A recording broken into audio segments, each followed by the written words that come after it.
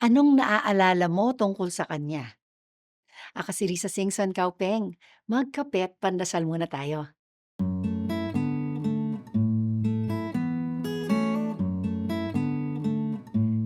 He could have been remembered as one of the first followers of Jesus, because he was.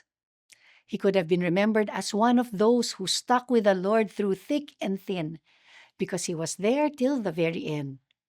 Instead, history remembers him as the doubting Thomas. Do you know that after Jesus' death and resurrection, Thomas traveled far beyond the borders of the Roman Empire to bring the gospel to different lands? He settled in India, where the king used his building skills to construct a palace. But instead of keeping the payment for his service for himself, Thomas gave away the money to the poor. Nagalit ang hari at pinakulong siya. In jail, he continued to preach the gospel, angering the king even more.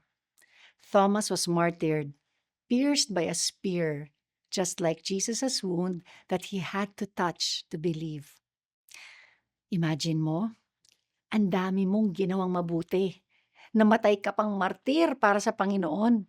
Pero ang naaalala ng tao sa'yo ay yung isang beses kang nanghina at nagduda.